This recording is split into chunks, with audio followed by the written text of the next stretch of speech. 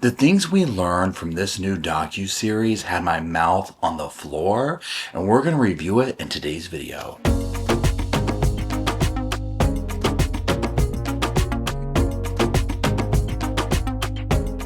Hello Sofa Squad and welcome back to the sofa. Psh, that's not a sofa, psh, but this is Paul. If you're new to the channel, my name is Paul. If you're not new, well, my name still is Paul. Yes, we are not at the regular set here. We are doing some new things in life. Okay, so the dogs are here. However, they have, well, they've all escaped. They're in the other room. We've been doing a massive cleaning today. The dogs are like, we won't know part of this until the warm blankets come out. But we're not here to talk about that today. We are here to talk about the new docu-series on Hulu, Devil in My Family, The Fall of Ruby Franke. Now, y'all, as I said in the opening, I cried, I screamed, I wanted to come to the TV watching this, okay? Now, the way we're going to do this, if you follow me for a while, you'll know how I do these. I have my phone, which is actually right here in front of me, projecting on my little screen so I don't have to hold it. I'm trying to get professional, good lord. But my notes are here that I did. We're going to go through, do that, and then talk about some like key takeaways at the end of it. If you're just wanting to real quick, should I watch this? Immediately, right now, go watch it. Why are we still here, right? It's that good. And I don't mean to reduce it down to, oh, it's that good, but it's that informative. And if you followed this case, you're going to want to get the insights from this because there's a lot of new tidbits we did not know. So let's go ahead and get into it. So the docu-series delves into the transformation of Ruby Franke, essentially, right? Now remember, she was the once popular family vlogger. She was known for her channel, 8 Passengers. Her YouTube channel was huge, right? Now the series chronicles, this series, the docu-series, not hers,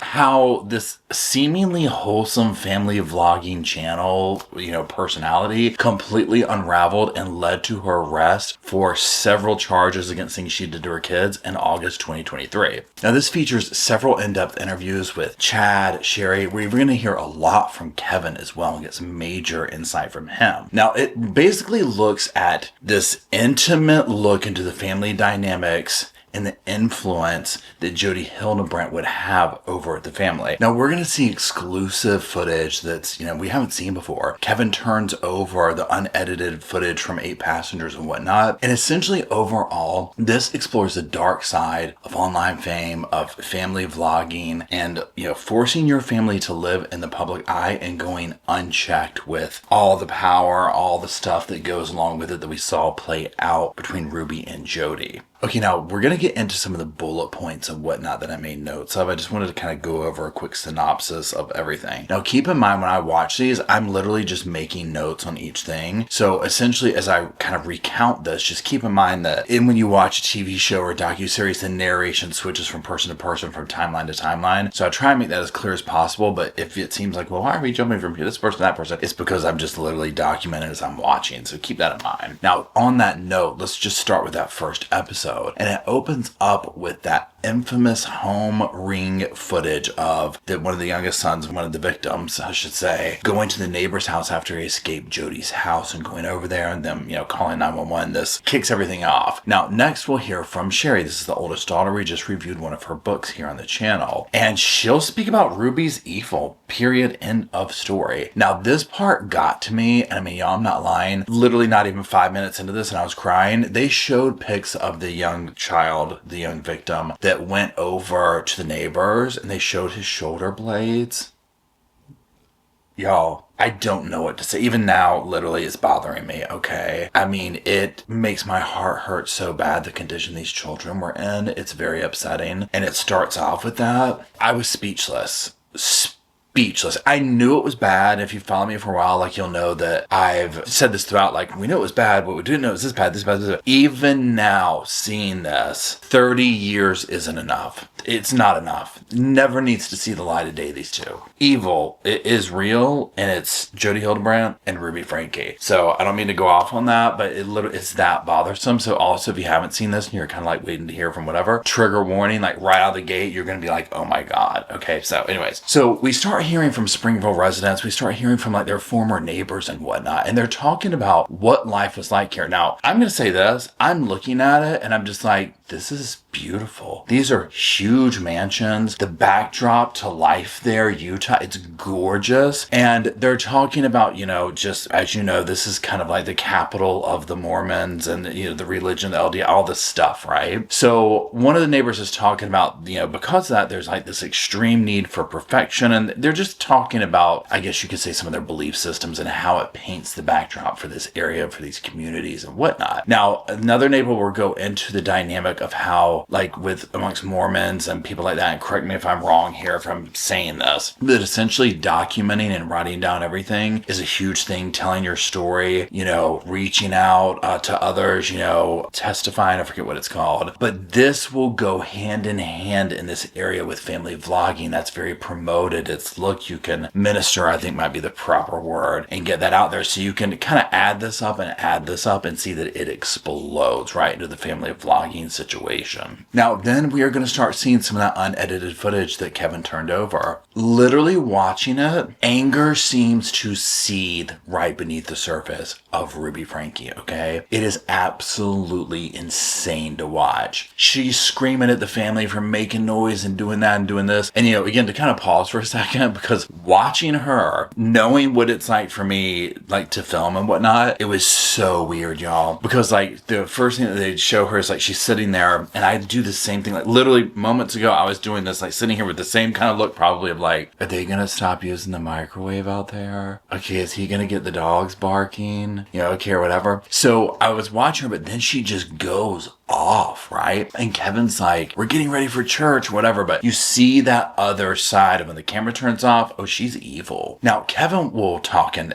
what he has to say in this is very enlightening and gives so much context to the story. Well, he'll talk in the beginning about how, like, their belief system is, like, becoming a parent is the most major thing, right? And he says that Ruby felt like she wasn't getting enough praise for this. So she starts YouTube. Now, Kevin says that when Ruby puts her mind to something, nothing's going to get in this woman's way. She will get it. Now, they show the first video, the gender reveal birthday cake on 8 passengers, right? And honestly, I didn't even recognize Ruby. I was like, that's Ruby? Like, okay, I didn't even recognize her. So they show more footage of Ruby, talking about, happy families and the reality of it and blah, blah, blah, blah, blah. And you just know it's all fake, right? Okay, so Chad is their son. Remember this. Chad and Cherry, like the 2 older kids, okay? So Chad says that during this time, he's like, Ruby was the best mom. We had a simple life, very nice. And it breaks your heart to hear that because when you see what came of it, Now, Kevin will say that Ruby filmed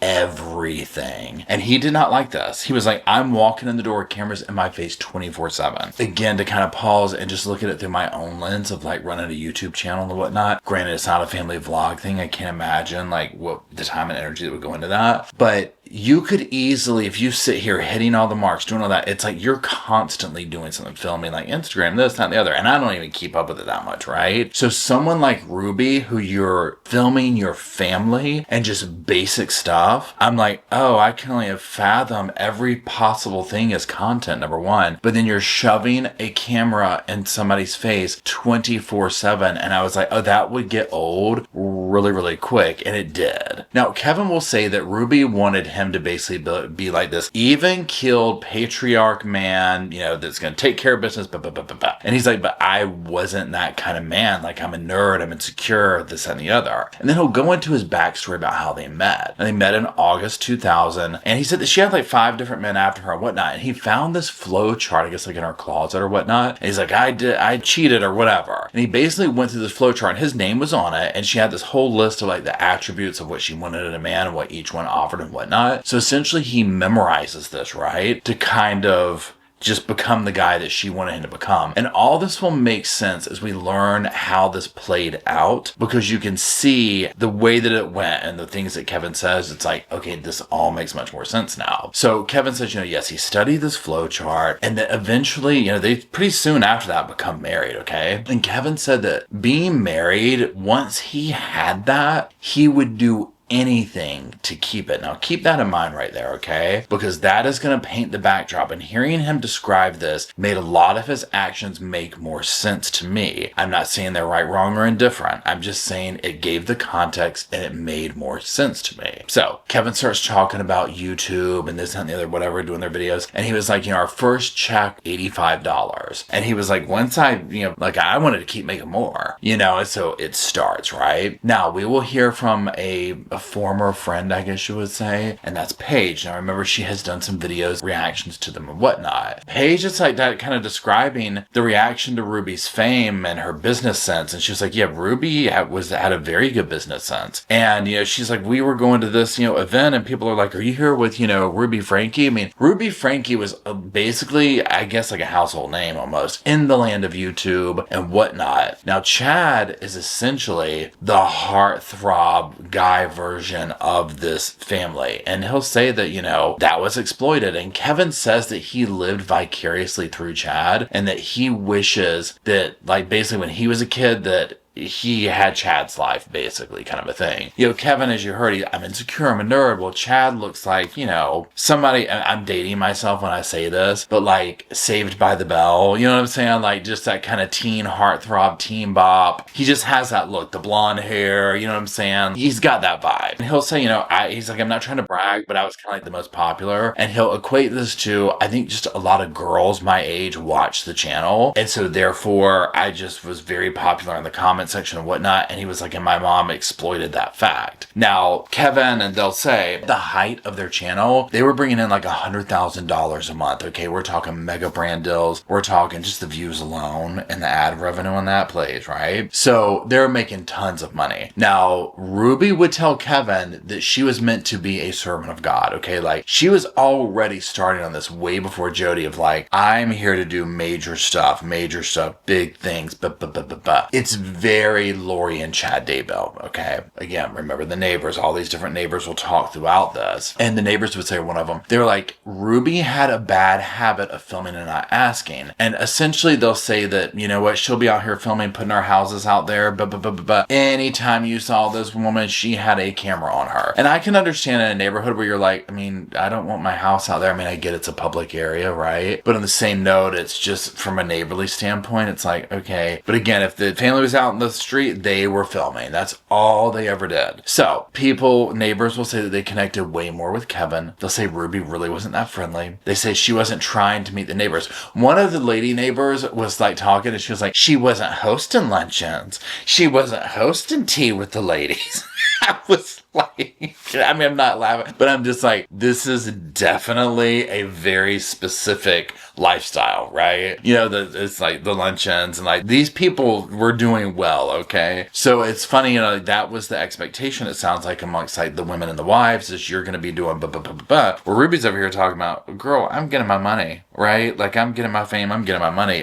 We ain't doing the luncheons up in here, okay? Anyways, I thought that was interesting, right? The kids, as you can only imagine, start to get tired of YouTube, okay? They're complaining a lot. And Ruby started then and saying this type of stuff. And she's like, they're losing their light. They're losing this. They're losing that. And you can see where it comes up. Sherry says this house, this beautiful home that they have, right? YouTube's paid for this. She said it felt more like a set. And now Chad will even admit, he'll say, you know what? During this time, I began to really hate Ruby. Like, that's where I was at. And he says, you know what? Yeah, I intentionally tried to make her life hard. I tried making things difficult. And he was like, I hated brand deals even more. It felt like you were completely being fake and completely being this. And everything had to be or whatever, right? There's that. Now, Chad will get suspended from school, okay? And this starts in on his, like, I don't want to say bad behavior, but just rebellious, right? I mean, they're kids, they're teenagers. So parents, Ruby, Kevin, want to get him in therapy. And then Paige, the friend, will suggest this wonder worker named Jodi Hildebrandt. Okay. Now, we'll hear from a gentleman named Brandon Patrick. This is another licensed clinical social worker. He'll speak throughout. He had a lot of experience around Jodi Hildebrandt. And he'll speak about how at first he was like very amazed with Jodi. And he'll talk about her and say, Jodi is very good at speaking with authority, essentially acting like she knows what she's talking about. She can get people to do things, right? So Chad will start said therapy with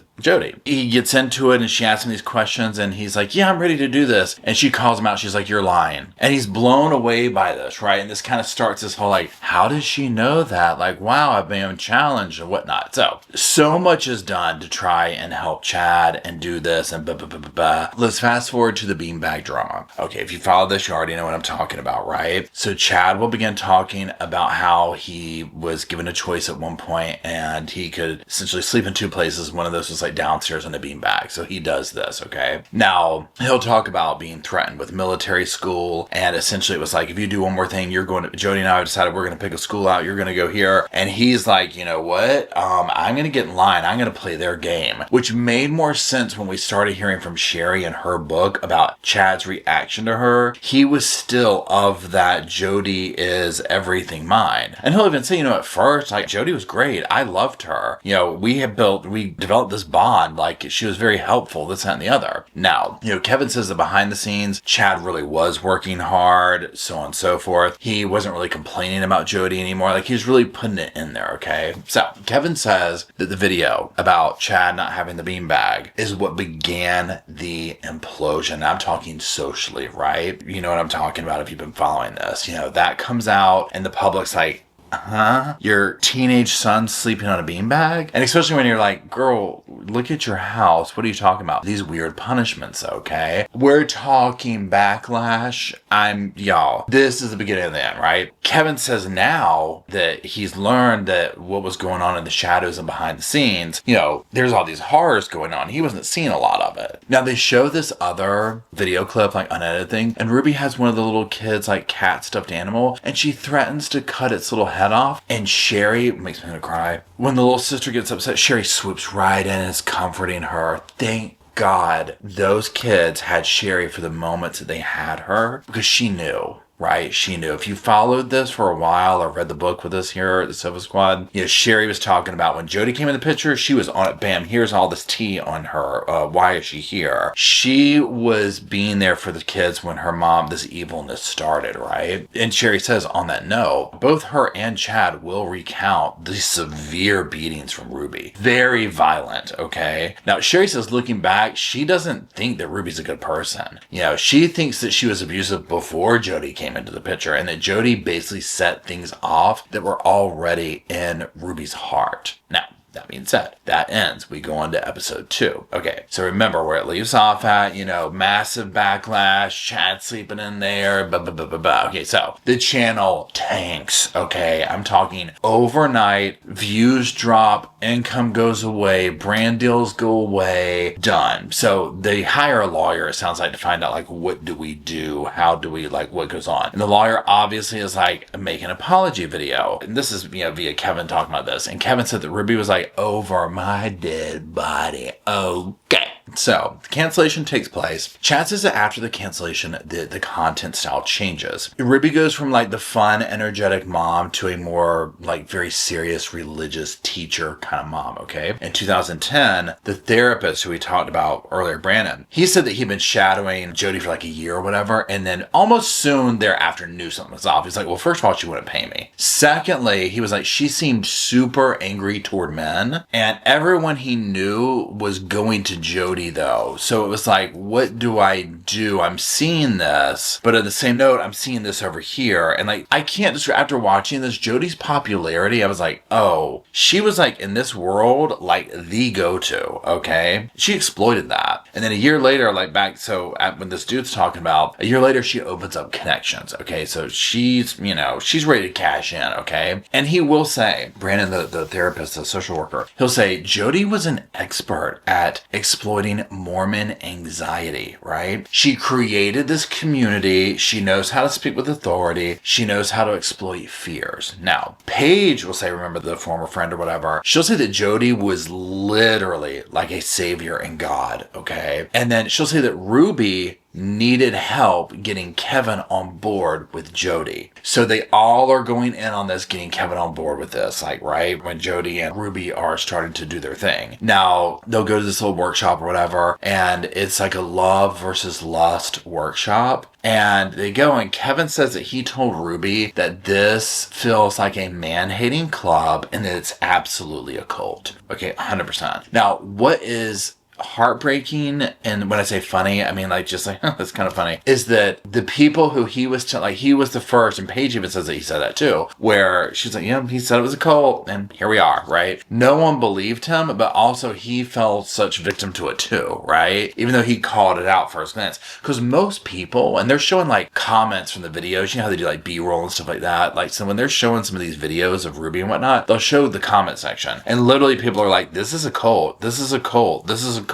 It's so weird how people either recognize it or they don't, right? Especially it's probably more difficult if you are like in it or whatever. So anyways, Paige will say that they put tons of pressure on Kevin to do this, right? Well, obviously, as we know, he gets on board and falls in line. Now, Kevin will join the men's group. Now, Kevin says that most of the dudes in there were there for corn addiction. Okay, we ain't talking about the yellow corn on the little stalks. Okay, you can do the math on that one. He describes how Jodi's propping him up with praise to lure him in. She'll be talking to another dude and she'll be like, well, Kevin over here can handle it. Attaboy, Kevin. Let's give you a compliment sandwich there. Attaboy, attaboy. And he loves this, he says. He loves the attention. And he describes this life with Ruby, and he's like, things are going really, really good. Okay, he's like, this is wonderful. And he was like, Ruby's looking at me the way I want my wife to look at me. Okay, that's what I'm talking about. And they're showing, you know, this B-roll clips and stuff of them boating and this and that. And honestly, you get this feeling of like, wow, this is what happiness looks like. Mind you, we all know what's to come, right? And he'll say in this, Jodi becomes happy again. You know, it's almost like we're going to make it past this cancellation. So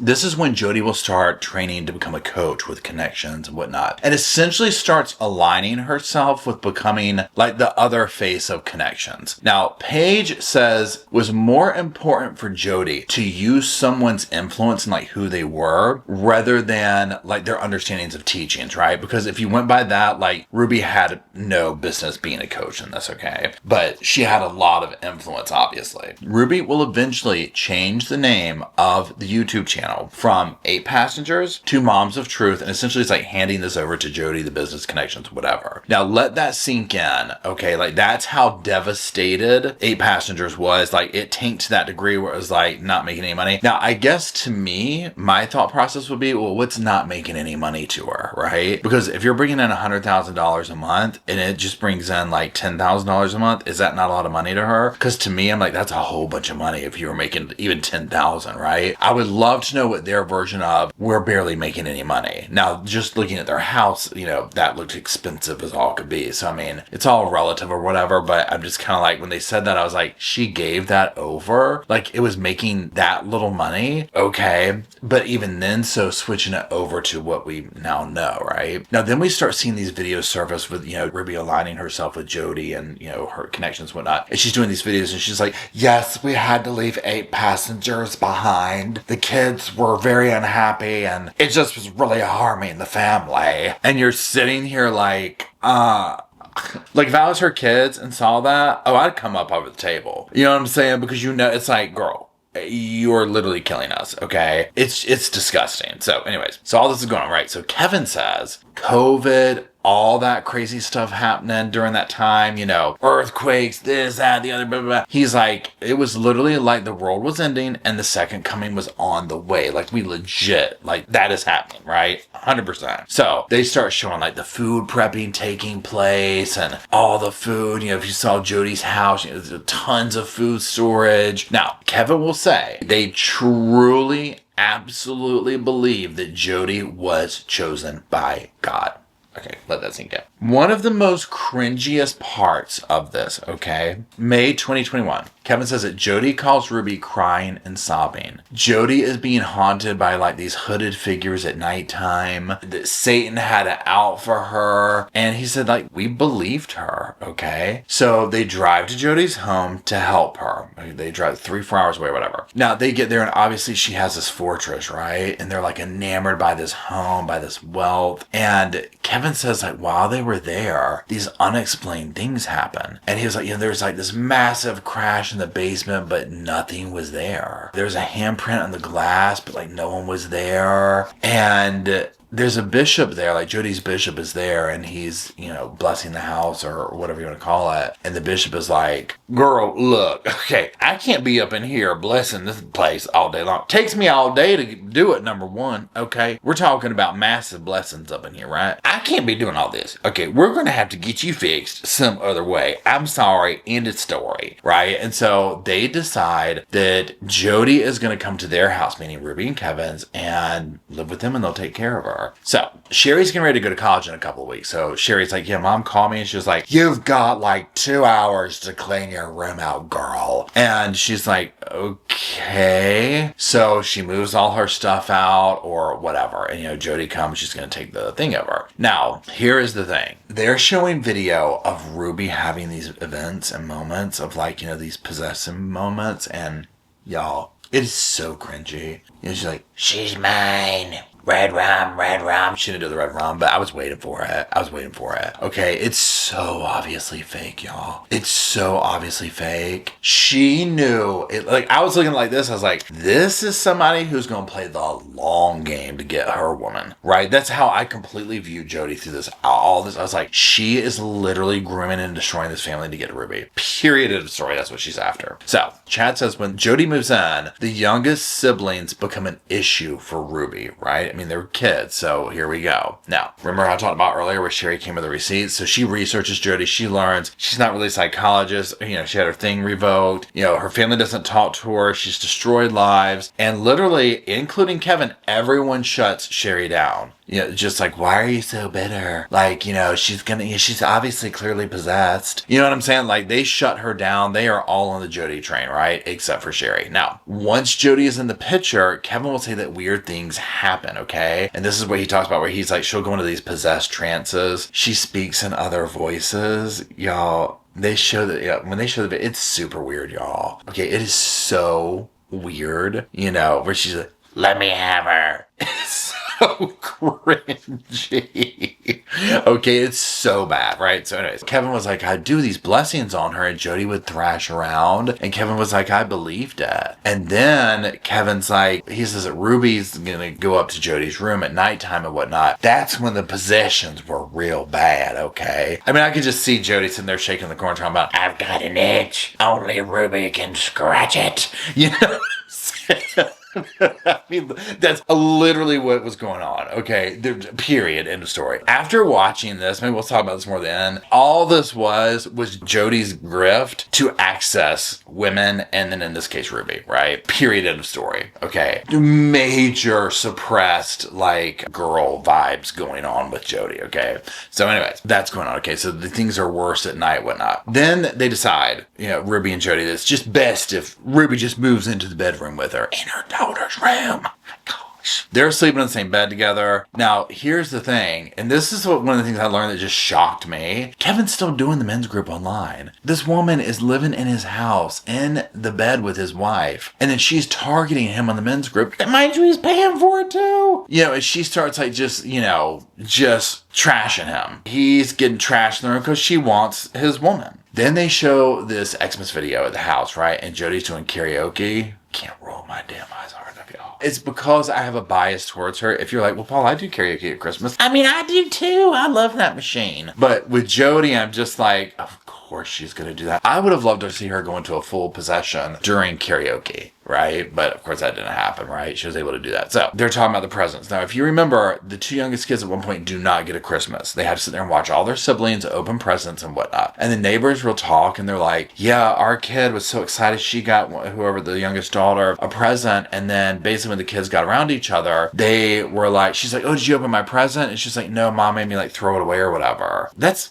y'all, okay? Really? Sherry will say that you could physically feel something was off, right? Something's not right. Now, Sherry also said that when she went in her old room one time, that's when she was like, candles, massage oil. This all feels tawdry, right? Now, Sherry says that, yeah, I think something was going on, but I don't have proof of it. And Kevin will say that their relationship was uncomfortably intimate. Now, Kevin also says that Jodi wanted Ruby to herself, but needed Kevin out of the picture. I mean, obviously, right? Also, and I can't remember who says this, maybe Brandon, the therapist, says that for Jodi, separation is a means of control. This is what she does with the families and whatnot. Brandon, the other therapist we've been talking about, he starts getting all these clients coming in that are being damaged and like just messed up by Jodi, right? Now, he'll say at this point in life, Jodi is divorced, isolated, her kids don't talk to her, and she's turning her clients into her. And he says that her practice is very cultish. Now, the docuseries we're switching back over to Chad, going back to 2022. Chad said that he always felt like he had to confess every little thing to Jodi about corn and like making out with girls and stuff, right? So when he tells his mom about this stuff and whatnot, he says that she gets super upset and she's like,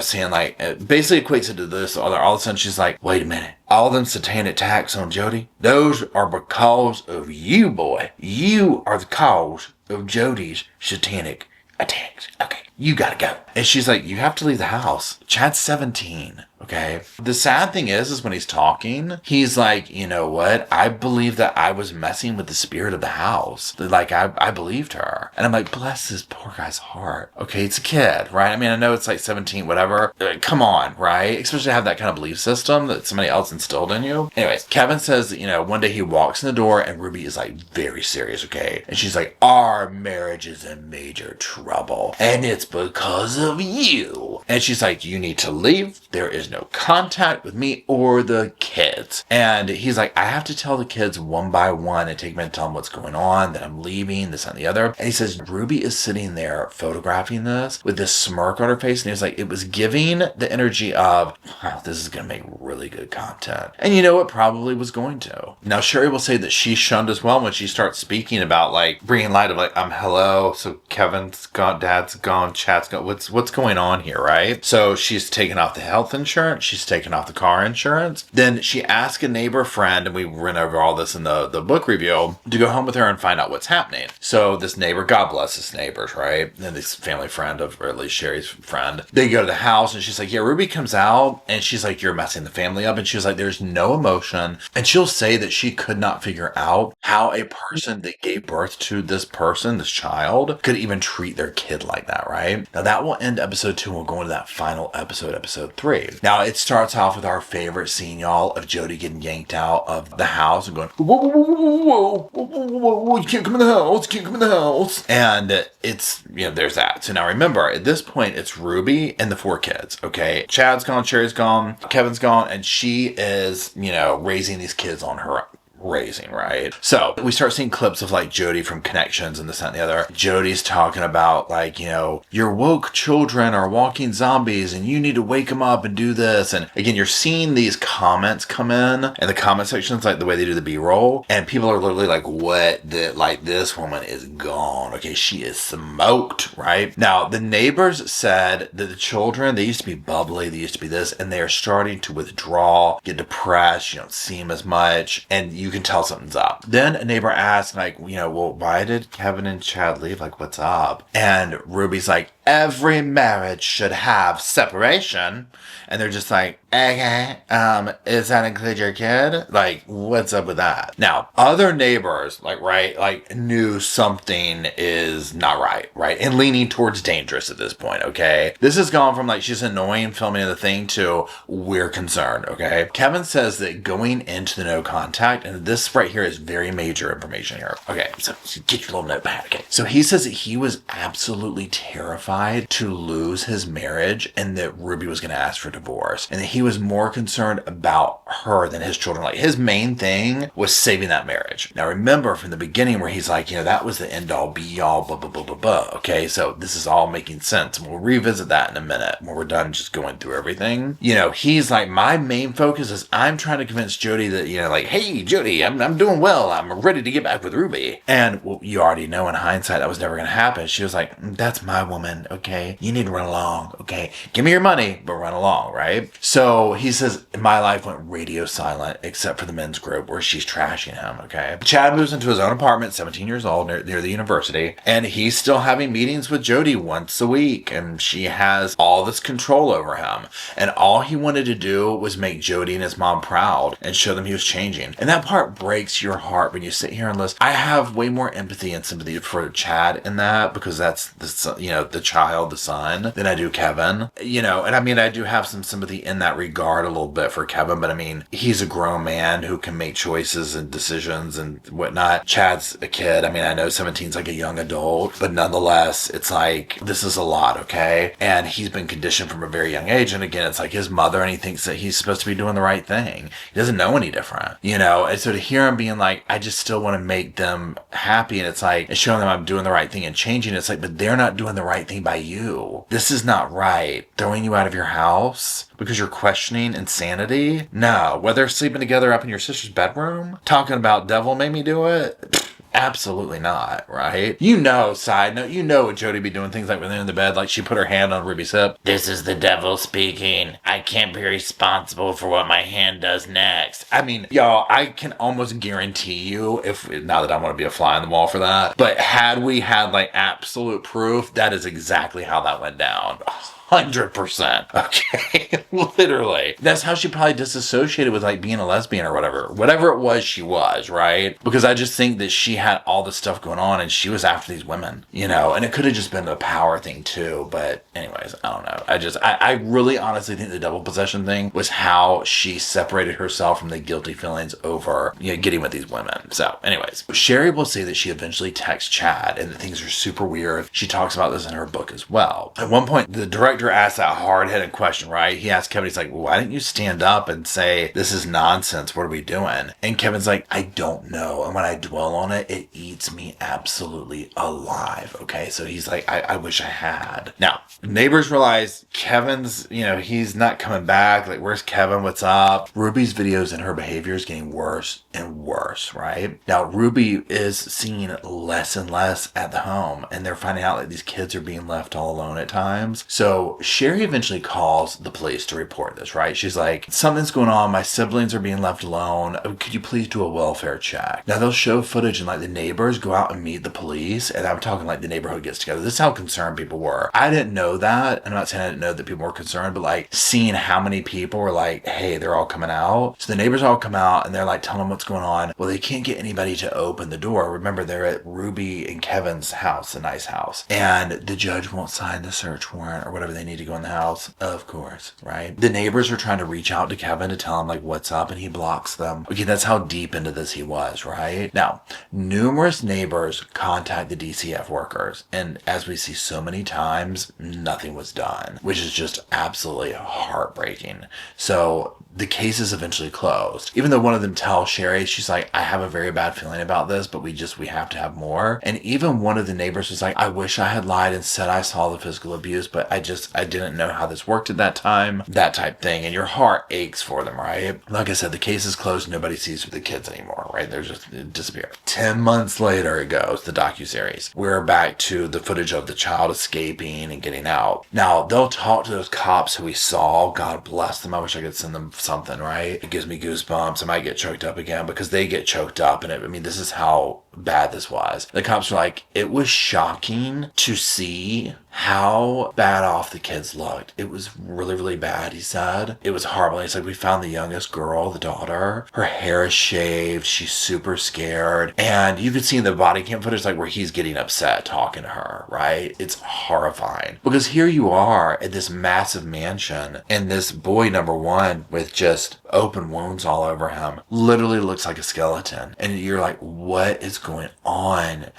What? So switching back to Sherry's narrative, and the director's like, well, what was that day like? And she's like, it's so blurry to me. It's so blurry. Now, if you followed this, you'll remember Sherry posted a picture on her Instagram of the cop car in front of the house, and she's like, finally. So, I mean, this is when all this is unfolding, right? We switch back to Kevin's narrative, and Kevin is like, look, at this point in time, I haven't talked with the family in like a year, okay? And he's like, then all of a sudden my phone rings, and it's Ruby on the phone. And my heart's just, oh my God, it's Ruby. I'm so happy. And he's like, she's in this panic. She says she has explaining to do. And then she proceeds to tell him that their two youngest kids are demonically possessed and that one of them has gotten away and is with the cops and is lying, and God knows what he's saying. Now, when I heard that, I was like, I want to get a hold of this woman personally, right? I'm just like, oh my God. But then this next part's even more infuriating, okay? She's like, if you want to redeem yourself and like save our marriage and do all this, you need to go down to Irving, I think it was, or Irving, whatever, and get our kids. This is your chance to do that. Now, that being said, it switches back over to the search at the house and whatnot. The cops are finding the ropes, the pepper rub, all that crazy stuff, okay? And they're searching for Ruby at her house, whatever. They can't find her, the kids. They find the other two kids, not their youngest one, but the other two at that friend's house that they were at, the family friend's house, whatever. They get them, whatever. Now, as we know now, Ruby just randomly shows up at Jodi's. She's arrested. She doesn't speak. It's super cringy. It's super bizarre. She doesn't ask anything about the kids. Now, remember Mr. Kevin, he's going to pick the kids up to redeem himself for little Miss Ruby. So Kevin says he goes to the police department to pick the kids up. That's what he thinks he's doing. He has no idea what's going on, okay? So they're like, well, we kind of want to talk to you. And so he said that all he wanted was to get his kids and leave. All he wanted to do was protect Ruby and get back with Ruby. And he said, I truly believed the cops were lying to me, right? I didn't want to look at the pictures of the kids because I was like, no, they're trying to manipulate me. Like, that's a lie. Then we see that interview. They're showing us clips of it that Ruby did, where she's like so creepy and the cops are trying to get her to talk, and she's like, I'll wait for my lawyer. And it's so bad, that smirk she has on her face. Now, then they show Jodi's interview. And she's, of course, she's way more talkative. She's completely trying to manipulate the cops. Jodi and Ruby, they're charged, as we know by now, these multiple charges in relation to what they did to the kids. Chad, switching back to his narrative, where were you that day? What happened? He was like, well, I'm at work. And my boss, came in and was like, look, he was like a lifeguard or whatever. Or the boss is like, yeah, I'm sorry, this is all over the news, whatever. And he didn't even know. He goes and looks at his phone. He sees like his family's blowing up online, right? Now, he says at first that he didn't believe this. He didn't think that they were guilty. He's just like, nope, absolutely. It's mom, it's Jodi, whatever. So the cops will met with the kids again, the ones that were, at the house had escaped. And he says that we'll hear this story of absolute horror come from them. And again, if you've seen this, you already know, we're standing in the sun all day long. We are tied down to weights. We have to go jump on a trampoline all day long. We're going to Hellhole Road, doing all these runs, crazy stuff, right? So the cops go back to the house, and this is when they'll find Ruby's journal of all that stuff that she did to the kids, like documenting every last bit of it, okay? So now Chad, in disbelief, starts reaching out to Jodi, to Ruby. He can't get a hold of anybody. So he hits Kevin up talking about, where is everybody? Like, everyone's arrested. So they decide to meet at the family home, and Chad's like, I was pulling up and saw a man standing out there and had zero idea who it was. And he's like, that's Dad? And he's like, he's so skinny and beat down looking, basically. And then Kevin will say about Chad, he's like, he looks so much older. I mean, they didn't talk for a year. So Kevin will tell Chad about the kids being possessed. And Chad says it's hard for me to admit this now, but he was like, I accepted the abuse as normal because in my world, I believe that. I was like, okay, well, that's what you had to do. They're possessed, kind of a thing, or whatever. Kevin's like, we're walking in the house, all this type of stuff. It's destroyed. They're showing pictures. It's wrecked. Now, the neighbors come over and they find Kevin and they're like, well, let's talk. So they sit down and talk for 6 hours, okay? And they're telling him, well, look, the house is this way because Ruby and the kids were moving, right? And Kevin's like, what? So they sit down and Kevin says, I finally, for the first time, started asking questions, and he is shocked, okay? And he starts waking up and he's like, Chad, everything we know and have been taught and believe in with this is a lie, okay? It's not real. Now, Kevin will also say that he feels angry and bad that he let everyone down. He's like, oh my God, what have I done? And then Kevin will also say, when it gets to sentencing, he's like, I can't even look at Ruby. I can't even look at her. Now, they'll show clips of Ruby doing her little apology, and Sherry will say, I've seen too many crocodile tears from Ruby to say whether she was really sorry or not.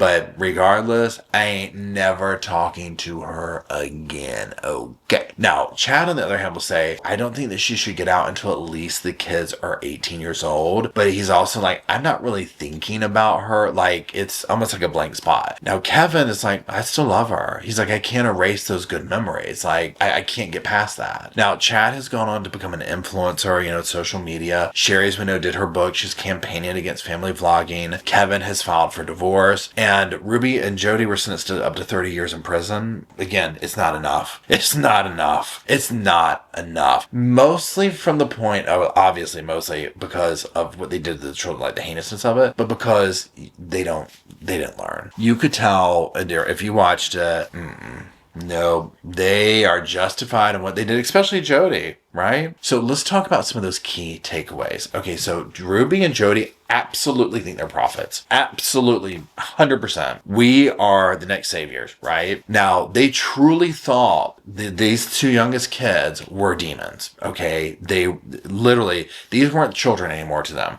Very similar to what we saw Lori Daybell talking about, JJ, Tylee, numerous people who got in her way, that whole thing. Another thing, and I said this earlier, it's not that I'm like, I didn't know the neighbors were, trying to help. I didn't realize how many neighbors were aware of what was going on and were trying to help, and were like, this was like watching a train come into crash and nobody would do anything. Like, we're calling here, we're calling this, we're calling that. And I was like, oh, okay, so this wasn't just an online thing. Like, this was like obvious to everybody that something terrible was going on, okay? Now, Kevin admits he was more concerned about losing Ruby. That was his main focus. And Kevin getting Ruby was like his biggest thing in life, right? That's what he wanted. And seeing how he described being able to land Ruby, a lot of us have theorized that Ruby, in Kevin's mind, was like way out of his league, and almost like this, like, oh yeah, I can't believe, like, I'll do anything she says, right? I mean, look, like, wow. And I feel like that's kind of what was going on there. And so it was almost like this, he was indebted to be able to like have someone like her, and he was blinded by that. Now, I don't know if he still is or not, but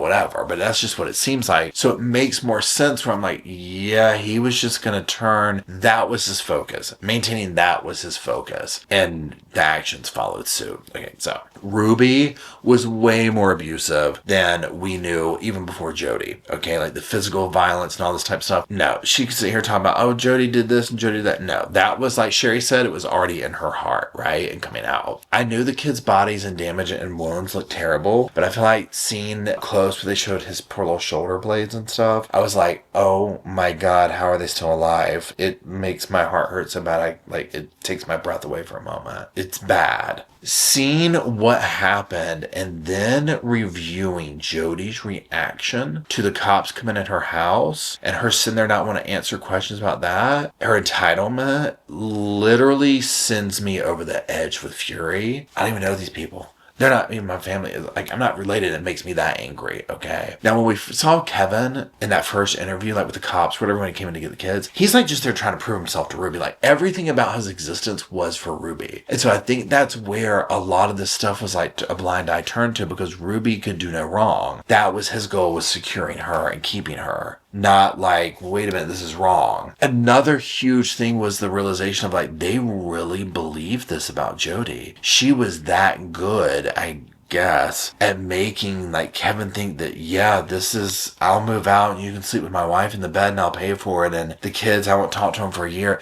That is mind-boggling to me. I don't understand that, but I think now I understand it a little bit more, and that doesn't mean that, again, I don't agree, disagree, whatever, right? But I see now where I'm like, oh, that's where he was coming from. He was just trying not to lose his wife. That was his main goal. So that was what came first. I mean, it did, right? Now, it obviously sounds like he's woken up out of this, although he talks about at the end where he's still in love with her. I mean, he still loves Ruby. I shouldn't say in love. They are getting divorced. He asked for her to stop writing him. So it's like he's distancing himself more. And I get, like, when you talk to these people, or see, not talk to them, but I mean, some of you might have, but when you see interviews, these things that we see, and someone is related, or, a marriage, or somehow related to someone who does these horrible things, these serial killers, or the Ruby Frankies, to them, that person was also this over here that we didn't really see. We just know them as this torrid person. So when you hear people being like, no, I know my dad was like this massive serial killer, but he was just dad to me. I never saw that. You know, I have to sit there and be like, okay, wait a second. Like, okay, this is how this person views them.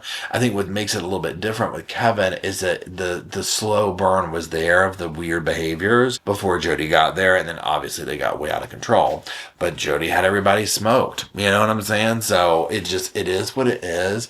I'll round this out with this. Absolutely, if you haven't seen this, you need to watch it if you're following this case. It's amazing. It gives you a lot of insight. I am glad that everybody spoke out to get their stories out because of the context that it adds, and the new information that we got from it helps to better understand the psychology behind it, or the why and all that. And again, sometimes there is no why. People are just evil. And I think that is a lot of what resides with Jodi especially, and also with Ruby. You know, someone in the docuseries, and I can't remember who said, I don't have it in my notes here, but it might have been that therapist Brandon, of Jodi enjoyed seeking revenge on people who were happy. And I think that sums that up. And I think Ruby saw something she wanted out of Jodi, and Jodi saw something she wanted out of Ruby, and the perfect storm brewed, and it was an explosion and an implosion. Now, if you are still watching, I do appreciate you hanging out with me. I know this was a little bit of a long video, and I'm glad you hung in there. If you could, down in the comment section, drop some little sofas off for myself, Roscoe and Spirit, and Bo and Luke, who have been nice outside the door being babysat while I record, and the rest of the sofa squad, so we'll have a place to sit, hang out, talk about this case, all the other ones we do talk about here at the Sofa Squad, and until we meander on down our way to do all that, I'll see y'all soon. I just wanted to say thank you again for watching the whole video, and also thank you for being part of the Sofa Squad. Special thanks to all the Patreon members, channel members from both of my channels, everybody who likes, shares, subscribes, comments in the comment sections. It helps the channel out so much. Now, don't forget, I do have that other channel, the podcast channel. That's where we go live, we hang out, we talk. We have kind of sort of a schedule, but just be sure and check it out. I'll put it up here on the screen. And then, like I said in the beginning of the video, if you want to follow me and Roscoe on the Instagram, go on, check it out. It's right here on the screen again. But once again, thank you very much. I really appreciate you being part of the Sofa Squad, and I'll see you in the next video.